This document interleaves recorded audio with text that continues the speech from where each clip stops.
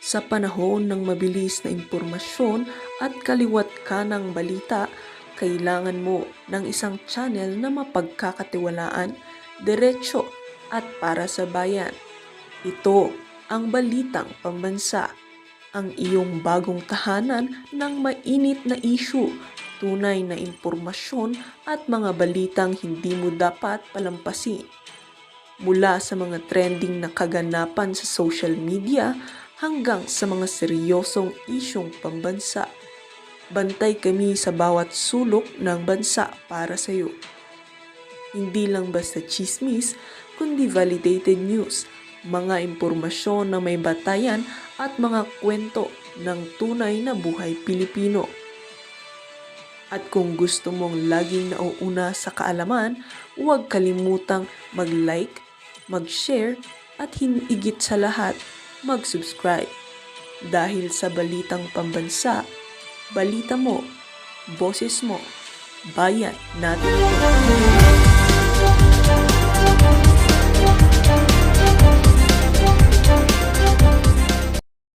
Kasi mismong itong si Teodoro Locsin Jr., ang Philippine Ambassador to the UK, ay nagsabi at nagtapat at umamin na ang Pangulong Duterte ay hindi po siya inaresto ng ICC, kundi dinukot. Ang ibig sabihin, kinidnap. Yan po ay nasa administrasyon po yan, nasa gobyerno po yan, kasalukuyan. Siya po ang Philippine Ambassador to the UK. Wala po siyang pakialam kung tanggalin siya dyan o hindi siya tanggalin. Siguro hindi na po niya masikmura.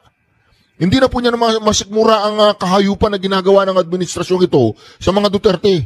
At dito mga kareaksyon, baka ayaw niyang madamay.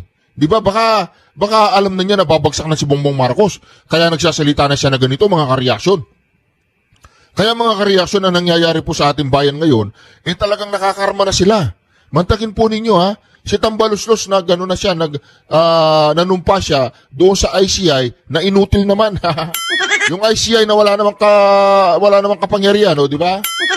Kaya mga kareaksyon, ito po sasabihin natin dito. Ano po ang sinyalis na nakikita ninyo na ang isang ambasador ay sasabihin niya na dinukot? O ngayon, sino ang pumirma at sino ang kapangyarihan sa likod ng pagdukot ng Pangulong Duterte? Siyempre si Bongbong Marcos. Di ba, pagkalipad ng eroplano, ang punyeta, nagsalita na po siya doon sa pulpito na kung saan parang isang tagumpay o isang achievement ang pagkakapadala sa Pangulong Duterte doon sa dahig, mga kareaksyon. Kaya dito pa lang ang malinaw na malinaw po mga kareaksyon, isang ambasador ng gobyerno nagsalita na itong si Pangulong Duterte ay dinukot.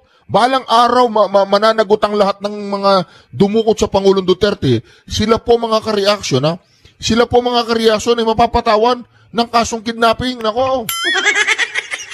Kaya ngayon mga kareaksyon, nakakarma na sila. Hindi na nila alam kung anong gagawin nila kasi gulong-gulo na po ang Pilipinas.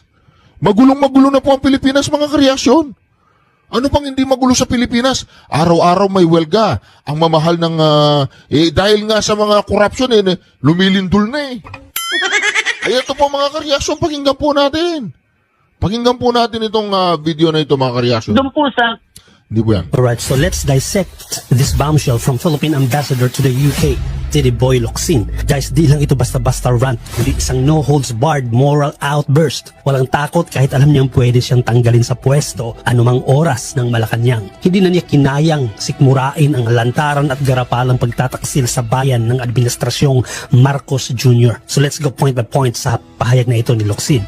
Point 1, Rodrigo Duterte was not arrested by the ICC. He was abducted by Filipinos in the Philippines and handed over to foreigners. O, di ba? Malinaw po yun. Dinukot ang Pangulong Duterte at tatawagan ko. Hello? Hello? Nandiyan ba si Torre? Putang ina. Ano si Torre? Torre! Oh, ayan, nakikita mo na. Sinabi mismo ni Teddy Boy Locsin na dinukot ang Pangulong Duterte. Walang yaka, Torre. Walang yaka, Torre, na dismiss na yung kaso na inihahain mo ng sedisyon doon sa mga vloggers. Bakit nananahimik ka ngayon, Torre? Para yatang na injection ng kana ng anti-rabies. Di ba ikaw yung pinakamalupit na aso ng Malacanang? Wala, tinabla ka na nila. Umanda ka, Tore, umanda ka. Mapapatawang ka ng sanksyon. Ano ba yung sanksyon? Madidemanda ka pagdating ng araw, Tore. Nakademanda na pa to. I-demanda nga natin to. Kidnapping. Illegal detention, kidnapping. Ikaw, Tore, ang promotor eh. Ay, hindi promotor. Ikaw yung uto-uto. Walang yaka, general ka pa naman. Isang dating presidente, binastos mo nang binastos doon sa kampo. Sino ba kausap ko? Hello? Wala pala eh. Hello. Walang yaka, ba't hindi ka kumikibo? Kunin mo na yung mga kalabaw. Wala, nag-aalaga ko na naman ng kalabaw, natawagan ko. Walang yan naman, oh. Itong po si Tore, mga kareaksyon, siya po yung umaresto. Proud na proud pa siya. Kayong lahat na sangkot dyan sa pagkidnap sa Pangulong Duterte, nagsalita na si Tony Boy. Nako, ayan, nagsalita na po si Tony Boy, mga kareaksyon.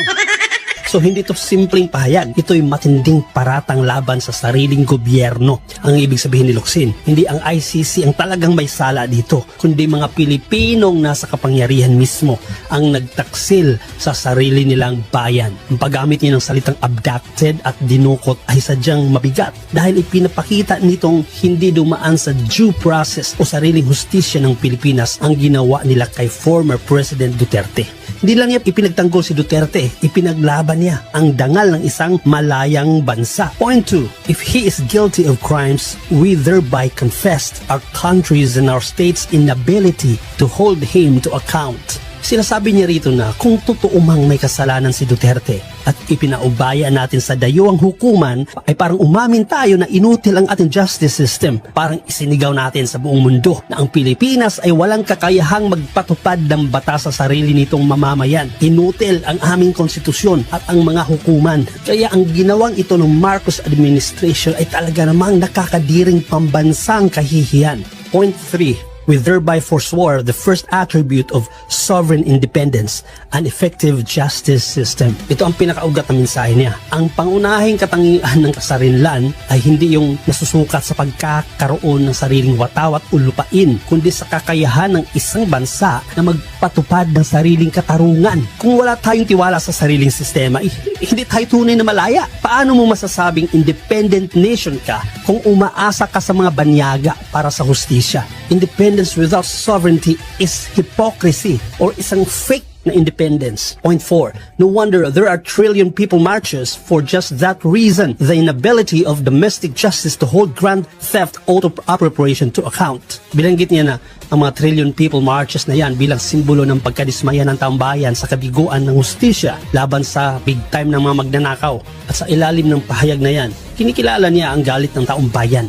Ngunit pinupuna din niya na pawang galit lang. Walang konkretong sistema para baguhin ito. Oo nga naman, madali tayong mag-rally, mag-ingay, magalit. Pero kung wala tayong pagkakaisa at sistema para ayusin ang gobyerno natin mismo, paulit-ulit lang tayo sa cycle ng galit. Alam mo na injustice ang ginawa kay PRRD. Pero dahil sa political color mo, nananahimik ka. And worse is, sumang-ayon ka sa injustice. Di ba kaplastikan? Galit na galit ka sa korupsyon, yet di mo maipaglaban ang ginawang lantarang injustice sa dating presidente. Point 5. But trillion people marches only admit that while we can get angry, we cannot meaningfully govern ourselves. Ito ay isang brutally honest truth. Sinasabi ni Locsin dito na marunong tayong magreklamo pero hindi marunong magpatakbo ng sarili nating bansa. Ito'y hamon sa ating kakayahang magdisiplina at magkaisa bilang mamamayan. Masakit pakinggan pero totoo. Laging may reklamo, laging may sisi, pero pagdating sa disiplina at pagbabago, bigo tayong magkaisa. Ganyan ang sinasabi ni Locsin. Walang saysay ang kalayaan kung hindi natin kayang magpakatino bilang sambayanan.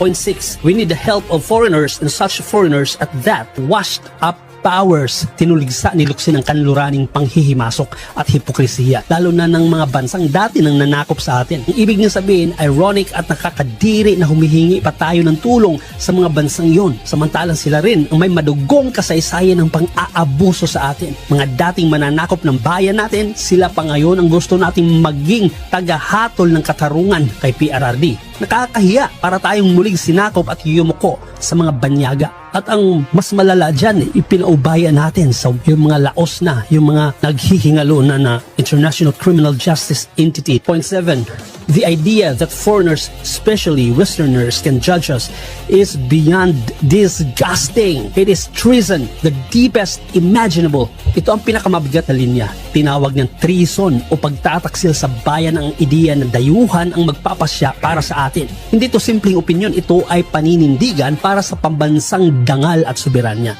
Hindi mo kailangan maging pro Duterte para ipagtanggol si Duterte dahil ito ay laban para sa karapatan ng Pilipinas bilang malayang bansa. Point 8. It is a confession begging for foreign domination in purely national affairs, and by willing and complicit admission. Dito tinapos ni Locsin sa pinakamalalim na punto, ang mga pumapayag daw sa ganitong sistema ay hindi inosente kundi kasabwat. Ibig sabihin, hindi lang ito kahinaan, ito ay kusang pagsuko. Hindi tayo inapi, kundi tayo mismo ang pumayag na apihin. Ang mas masakit, ginusto pa ng ating mga leader mismo. Iyon ang tunay na trahedya ng bayan. Humanda ka, Bongbong Marcos. Humanda ka sa ginawa mo sa Pangulong Duterte, balang araw magbabayad ka. Humanda kayo lahat ng mga sangkot dyan sa pagpapadala sa dahig. Sina Remula, yung magkapatid na Remula. Sina Hanyo, sina Gibo. Lahat yan. Sina si Torre, si Marbil. Lahat yang mga gumawa ng kahayupan na yan sa Pangulong Duterte, balang araw. Balang araw, sisingilin kayo ng taong bayan. Magiging ang kasaysayan ng hatol sa inyo. At maaalala kayo ng mga darating na henerasyon bilang mga ahas, bilang mga taksil sa tunay na bayani na si Rodrigo Roa Duterte. Ang tunay na bayani, para sa amin siya ay bayani. Higit pa siya kay Jose Rizal. Para sa akin, higit pa siya kay Jose Rizal. Siya ang tunay na bayani. Higit pa siya kay Andres Bonifacio. Dahil galit siya sa mga korupsyon, galit siya sa droga, galit siya sa kriminalidad. Kaya naman proud na proud tayo nung panahong yon. Pero anong ginawa nyo sa Pangulong Duterte? Anong ginawa ninyo, mga animal kayo? Ngayon, naghihirap ang Pangulong Duterte doon? Anda siya. Okay.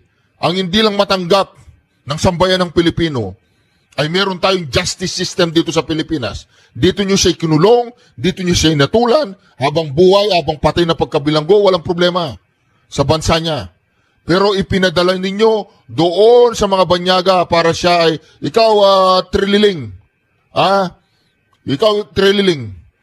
Isa ka rin. Tsaka itong si Saba, manunupang may sumpa, na mahilig sa mga burat. Sabihin mo na kasi, ang Davao ay handa, ang Davao ay hindi corrupt, at ang Davao ay sumusunod sa mga building code. Hindi mo pa aminin punyeta ka. Sandali lang, ito. Nagbiyahe po kami from Davao City to here. Considering na malakas yung lindol, wala ho masyadong visible na damage. Bakit ho kaya? Despite the two doublet daw ho, dalawang malakas na lindol. I cannot say. Pero bakit po? I cannot say. Well, awa ng Diyos. Awa ng Diyos. Okay tayo. Okay ho pagkakagawa kaya ng mga structure? Ganun po It's ba? possible, or maybe it's also because the effects of the quake were not as strong as the one in Cebu. No, but we will leave that up to the Experts. FIVOX and the expert. 7.6 magnitude dun sa Cebu, 6 lang. O, di ba? Ibig sabihin, hindi corrupt si Duterte. Ikaw, businessman, alam mo yan. O, di ba? Kaya pinagpala yung mga Davao Kahit na malakas ang lindol doon, nakita nyo naman, safe pa rin yung mga Davawin nyo. Di ba? Aminin mo na kasi, Vince Dizon, hindi mo maamin dahil nandiyan si Duterte. Anong ginagawa mo? Paikot-ikot ka sa Pilipinas. Naghahanap ka ng Wala. Naghahanap ka ng mga corrupt. Yung nag-appoint sa'yo, ang corrupt. Hoy, Vince Dizon, ikot ka ng ikot, ginawa kang uto-uto ni Bongbong Marcos, ikot ka ng ikot, hinahanap mo kung nasaan yung mga flood control ghost project, ikot ka ng ikot, hinahanap mo kung sino kung nasaan yung korupsyon. Walang yaka, hindi mo alam mo, nagbubulag-bulagan ka lang. Ang nag-appoint sa'yo, ang corrupt. Ang magnanakaw, ang nag-appoint sa'yo. Gago ka ba, Vince Dizon? Putang. Gago ka yata areas, especially Naggagagu-gaguan ka o gago ka talaga, Vince Dizon? Ikot ka ng ikot sa Pilipinas, ikot ka ng ikot. Hinahanap mo, punta ka ng, Ilocos Norte. Siraulo ka ba? Magkano ba binayad sa'yo? Di ba mga kareaksyon? Ikot ng ikot sa Pilipinas, ikot ng ikot. Naghahanap ng mga ghost project, naghahanap ng mga korupsyon. Hindi niya alam. Yung nag-appoint sa'yo. Dinala na nga sa Aguada, Malacanang, yung mali-malitang pera.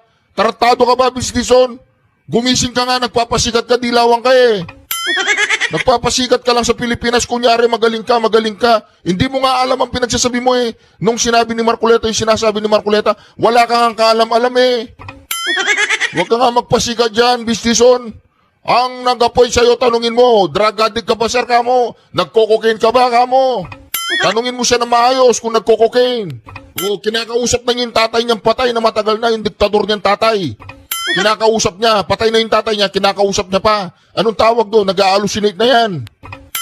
Hoy, Bongbong Marcos, bumaba ka na dyan. areas. To my fellow citizens, yesterday morning, we had a committee hearing with the Committee on Ethics Chairman, 4-Piece Party List Representative J.C. Avalos, nephew of former Secretary of Local Government Ben-Hur Avalos, regarding my possible expulsion from the House of Representatives. I still stand with the Oh, tatanggalin na yan. Si Kiko, tatanggalin yan. Tatanggalin yan. Siyempre, hindi matatanggap ni Tambaluslos yan eh. Tatanggalin yan. firm belief that my actions against the corrupt Marcos administration is righteous, and that our country will immensely benefit from his removal. I have zero involvement in the DPWH corruption. Tatanggalin yan si Kiko Barsaga. Okay lang yan, Brad. Kung matanggal ka man o hindi ka matanggal dyan, okay lang yan. At least ang buhay mo, alam mo, ang buhay mo ay talagang inialay mo sa bayan. Ang sarili mo ay inialay mo sa bayan. Ay tatanawin namin ng napakalaking utang na loob sa buhay mo yan, Brad. Tuloy-tuloy ka lang. Huwag ka lang magpasindak sa mga dilawang pinklawan na umaalingasaw. Chairman Abelos, on the other hand, has plenty of involvement with the 2024 flood control budget anomalies, with his uncle, Ben-Hur Abelos, holding the Department of Interior and Local Government during the time when hundreds of billions of pesos were stolen from local DPWH projects. I call for the investigation on the possible corruption of the Abelos family and their immediate imprisonment if found guilty. Oh, di ba? Ganyan meow meow. Meow meow lang yan, meow. Marap na po si Tambaluslos dyan sa ICI na yan, na tingin ko naman inutil, no? Inutil yan dahil alam naman natin na yan ay palamuti lang ni Marcos Jr. para sabihin na meron talaga akong ginagawa dyan sa issue ng korupsyon. Pero sa totoo lang, wala na makapangyarihan yan. Wala yung power to subpoena, walang kahit ano. So, wala. Ano lang yan, sisipot lang yung mga tao dyan. Kunwari nagkaroon investigasyon, tapos hindi naka-broadcast, so hindi natin alam kung ano mga sinasabi ng mga pinapatawag nila. So in the end, yan, lumalabas na ang magiging finding. Wala pa silang nahahanap na taong gobyerno na po pwedeng makasuhan. No? So yan na po ang kumbaga preview ng mangyayari dyan sa ICI na yan. Pero nakakaintriga, sumipot si Tambaluslos. May daladalang abogado galing dun sa The Firm. At alam niyo naman, matinik naman yung The Firm na yan. Isa sa pinakamalaki at isa sa pinaka-influential na law firm dito sa ating bayan. No? At obviously, kumuha na ng abogado to si Tambaluslos at naghahanda na sa isang legal battle dahil alam niya marami siyang kasong harapin. At lumutang ang pagiging state witness ni Tambaluslos. Ibig sabihin, siya ay willing na magsalita kapalit ng hindi siya mapaparusahan. Now, syempre maraming mga hindi ata po pwede yan na nakinabang ka na husto sa pangungurako tapos ngayon ikaw ay walang kaparusahan. Well, hinay-hinay muna tayo. No? Una, pag-aralan muna natin, pag-usapan natin, ano ba ang sinasabi ng batas para maging state witness. Okay, yung pagiging state witness po, ito mga requirement. No? Kinakailangan po, wala ng ibang direktang ebidensya na magpapatunay ng pagkakasala ng isang akusado at dahil nga dito sa mga flood control projects to, tungkol dito sa plunder na may kinalaman sa pangungurakot ng pondo para sa flood control at sa mga infrastructure. Tapos yung testimonya ng witness, si Tambaluslos, kung gusto niya mag-state witness, ay po pwedeng makorroborate. Okay? Pangatlo, pang-apat, yung accused does not appear to be the most guilty. So yan ang pinakamahirap na dapat na malusutan ni Tambaluslos. At panglima, hindi pa nako-convict yung akusado sa kahit anong krimen involving moral turpitude. So, isa-isahin natin. Okay? Now, depende kasi, mga kababayan, kung ano ang teorya. Kung ang sasabihin ni Tambaluslos, siya ay sumunod lang sa utos ng Marcos Jr. na mangurakot sa pamamagitan ng mga flood control projects. At kung talagang mapapatunayan yung ganyang utos sa kanya, well, posible na siya ay makapasok as a state witness. Nako mga ka-reaction. Yan pa po ang pinaka masalimu dyan. Yung magnanakaw, yung tulisan, yung nagkamal ng mga mali-malitang pera, siya pa yung magiging state witness, putang ito. Ano nangyari sa ating bayan? Bakit ginagawang parausan ng mga magnanakaw? Di ba mga ka-reaction? Mapapamura ka na lang eh. Eto pa ang nadiskubre. Pati pala yung mga barracks ng mga sundalo at iba pang mga paggawain para sa mga sundalo ay Ayan, hindi ko nakakayanan yan. So, ganun din. hindi ko na ano yan. Hindi ko na pati gamit ng mga sundalo. Anong ginawa? Pinatungan din o binawasan ng pondo? Paano ginawa nila dyan? Mukhang Ako, maghahasa talaga ako ng gulok dyan. So, mukhang na-ghost project din. totally, wala. Wala. Completed? Nireport na completed, pagtingin wala. Ayaw na mga sundalong gamitin sila sa ganyan. Eh siguro, Jen, di ba Oo. yung PMA nandyan sa Baguio? Tama. Eh baka kaya siguro lumindol. Kaya Nelson, ako'y nanginginig ako sa bagay na yan. Mantakin mo, DPWS flood control. Tapos pangalawa, Farm to market road. Farm to market road. Oo. Ghost din ito. Pangatlo, pati barracks, sundalo. Para sa mga sundalo, ganun din. Paano natuklasan? Saan naman na Bulgarian? Na-discover. Oo. Doon pa rin sa budget hearing. Abay talaga naman. Kasi oo. siyempre, tinitingnan. Tingnan Oo. yung budget nyo. Ito, meron kayong 15 billion pesos na pondo. 15 billion pesos. Oo. Okay. Ang project ay kung tawagin ay TICAS. Ha? Tikas. Tama, mga sundalo talaga. Tikas. Mga tikas talaga yan. Oo. Project TICAS. TICAS. Pero ang ibig sabihin yan ay patag ng infrastruktura para sa kapayapaan at seguridad. Nako. TICAS program ng DPWH. So, programa ng DPWS to para sa mga Para sa mga sundalo natin. Kaya TICAS ang tawa. Mula 2023 hanggang 2025, 15 billion ang Kabuuan? Oo. Dapat ang itatayo nito, Nelson, ay ano ito, mga barracks o Lahat ng mga nationwide. Oo, lahat ng mga kailangan ng mga sundalo. Grabe na ito. Lumilitaw, yung mga project pala, kung hindi man natapos, hindi nagamit. Ibig sabihin, may mga hindi na... Oo nga naman, paano mo gagamitin yung hindi tapos sa proyekto, di ba? Oo nga naman. Pero nireport din ba nilang completed? di ba? Completed! 15 billion pesos Oo. proyekto ng DPWH para sa militar. Completed!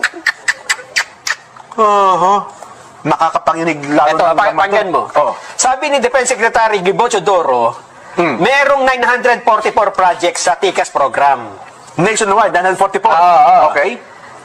648 nakaabot ng first phase. Ibig sabihin siguro Ano lang yan? Yan siguro poste-poste. Poste-poste.